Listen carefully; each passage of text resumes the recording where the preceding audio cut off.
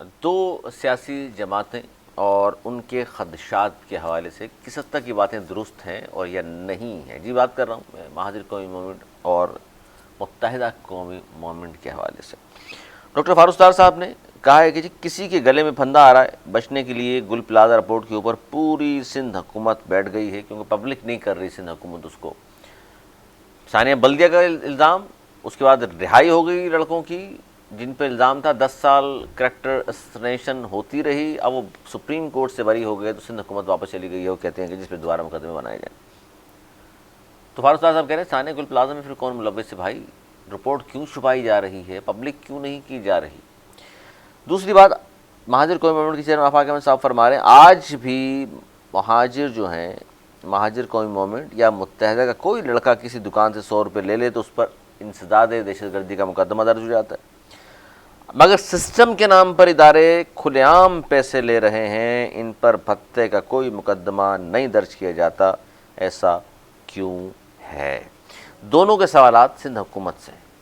Sir मेरे साथ मौजूद हैं नवेद ज़ुहैरी साहब, सीनियर तजज़ियाकार हैं, दानिशवर हैं, और इनसे हम जानेंगे कि जनाब ये दोनों का कंसर्न एक ही है कि जी सिंध हुकूमत तासुब बरत रही है, वजह क्या है।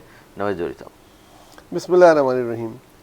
अली, दोनों की सियासत अगेंस्ट पीपल्स पार्टी है, तो झूठ बोल रहे हैं दोनों का शिकवा उनसे ही बनता है, नहीं बनता ही उनसे है, सियासत होती यही है।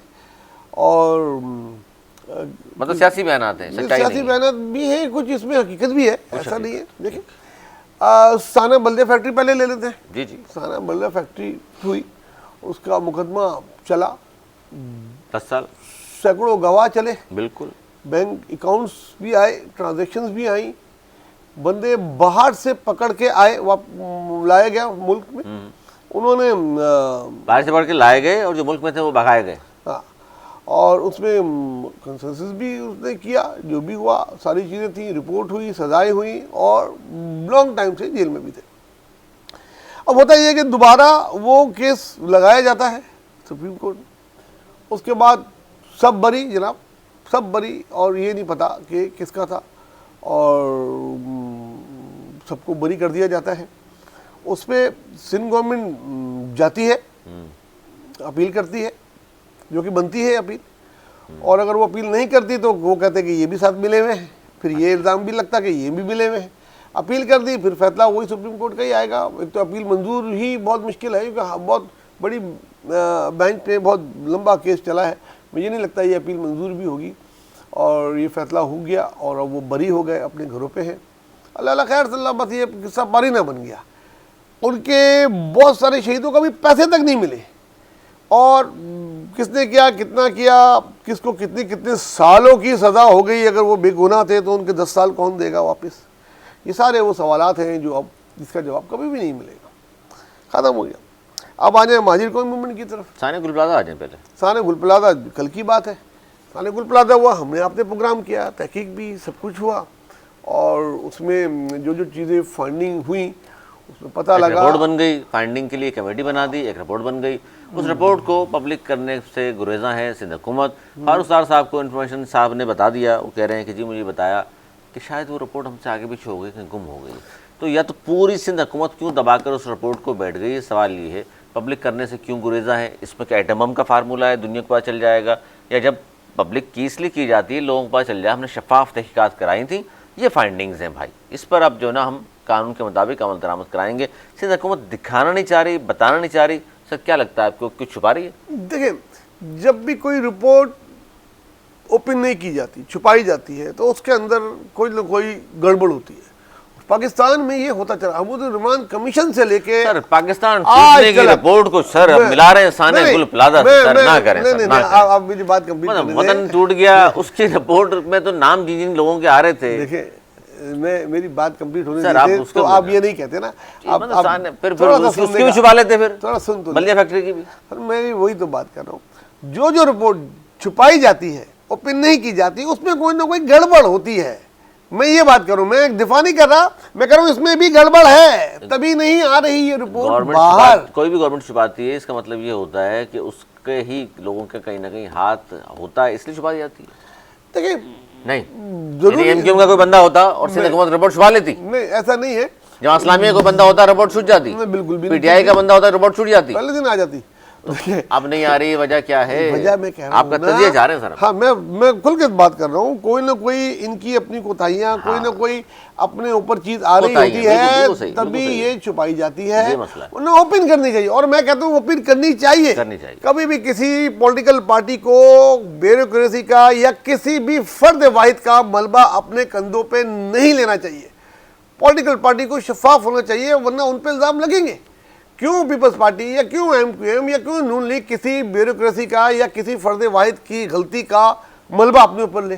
फारिग करे उसको जिसकी गलती है। अगर उसमें है तो जरूर फारिग करनी चाहिए। और रिपोर्टें कब तक छुपेंगी यार? 2026 आ गया, खुदा का वास्ता। अब रिपोर्टें गुम होना और छुपना ये नहीं हजम होता आजकल की जनरेशन को। ये नहीं करा करें, बताएं किसने क्या किया है। और उस वक्त तो बड़ी बड़ी बातें होती थी, जनाब के उन्होंने दरवाज़ा बंद कर दिया, लाइट बंद करवाई, कितने कटाई, कमेटी कितने पैसे लेती थी, एग्जिट डोर नहीं था, 10 चीज़ें सामने आई। बाकी जनाब एक बच्चा जो उधर उससे खेल रहा था लाइटर से, उससे इतना बड़ा गुल प्लाजा जल गया यार, बड़ा मतलब ये बात हजम नहीं होती। और ये आज नहीं तो कल आएगी। कब तक छुपेंगी ये चीज़ें? नहीं छुपती। आप खुद कर दें, कोई और आके करेगा तो और गलत करेगा, और कोई और आके नहीं कर सकता ना। वो कह रहे हैं कि हम तो क़यामत तक हुकूमत हमारी रहेगी। नहीं, क़यामत तक तो किसी की हुकूमत नहीं होती। और ये बात ये सब बिक चुके हैं, कई दफ़ा हुकूमत से जा चुके हैं, फिर आ चुके हैं, फिर जा चुके हैं। सर अब इसलिए सबक नहीं मिलता, यकीन नहीं आता उन्हें। वो कहते हैं 18 साल हो गए, अब कौन हमें हटा सकता है? बस तो फिर ये वक्त बताएगा कि क्या है क्या नहीं है। लेकिन जो साना गुल प्लाजा तो कोई खुदा ना खाता, कोई ऐसी चीज़ तो नहीं थी कि जिसकी वजह से छुपाई जाती। अगर गलती थी किसी की भी थी, मैं कहता हूँ किसी मिनिस्टर की थी, मेयर की थी, किसी फर्द वाहिद की थी, किसी कमेटी की थी, जिसकी भी थी उस पर डाला जाता, उस पर फिक्स किया जाता और उसको सजा दी जाती। Simple is that. अब ये छुपाएंगे तो ये बातें होंगी, और ये बातें आखिर में हुकूमत पे आएगी, हुकूमत के बाद उस पॉलिटिकल पार्टी पे आएगी जिसकी हुकूमत है। ये पता नहीं क्यों वो मलबा ये उठाती है, इसकी नहीं उठाना चाहिए ऐसी पार्टी। नहीं, क्यों का जवाब तो सर आपने खुद दिया है ना कि भाई अपने ज़ाहिर लोगों पर पर्दा डाला जाता है। वो ब्यूरोक्रेसी डालती है। ब्यूरोक्रेसी के हाथों में खेलना छोड़ दें, ब्यूरोक्रेसी को खुद चलाएं, ना कि ब्यूरोक्रेसी मिनिस्टर को चला रही होती है। सानिया गुल प्लाजा में ब्यूरोक्रेसी का क्या ताल्लुक है? क्यों नहीं है? क्या ताल्लुक है भाई? सारा उन पे आ रहा था, कमिश्नर पे आ रहा था, फायर ब्रिगेड पे आ रहा था, मेयर पे क्यों नहीं आ रहा था, वज़ीर-ए-आला पे क्यों नहीं आ रहा था, बल्दियात के बोलने तो देना। आप वहाँ फिरा के ब्यूरोक्रेसी, यार ब्यूरोक्रेसी जाके देखती है जाके इमारत को।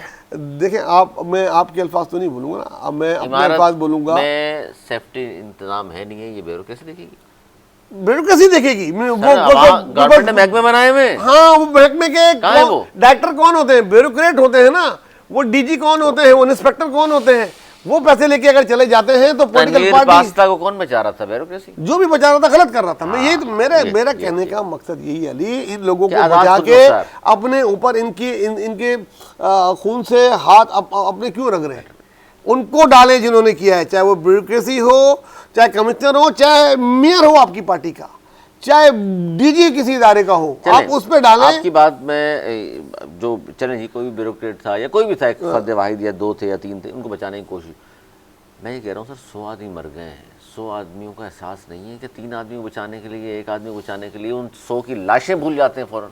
गलत है, गलत है। अल्लाह के यहाँ तो इंसाफ होगा ना। कोई दो इधर ही होगा, फिर अल्लाह के यहाँ होगा। अच्छा, फिर दुनिया में भी होगा, एक बात और मैं क्लियर करूं, और अल्लाह के यहाँ भी होगा। सर मैं एक बात और क्लियर करूं, जो अवाम इस बात को, मेरी बात पे यकीनी तौर पर वो समझेंगे और आप भी समझते हैं, बाखुदा इसमें जरदारी, इसमें बिलावल, उनकी बहनें, कोई ना उनको दिलचस्पी है कि इस पर किसी को बचाया जाए। ये सिर्फ नीचे के लोग करते हैं, वो चाहते हैं इंसाफ हो, लेकिन मसला यही है कि नीचे वाले जो है ना, अब आप मेरे पास बोल रहे हैं ना भाई, यही तो मैंने कहा, कोई पॉलिटिकल पार्टी ये नहीं चाहती। नहीं, क़यादत नहीं चाहती पॉलिटिकल पार्टी, पार्टी की क़यादत ही तो पॉलिटिकल पार्टी की विल होती है। हाँ, वो उनकी विल नहीं है। नीचे वाले लोग जो है ना, ये खुद मुख्तारी जब करने पे आ जाते हैं ना, ये फिर ऊपर जाके सब अच्छा की रिपोर्ट देना शुरू करते हैं। और ये हालांकि वो चाहते हैं इंसाफ हो यार, वो उनका क्या इस बात से दिलचस्पी। और यही चीज़ें पॉलिटिकल पार्टी को डैमेज करती हैं।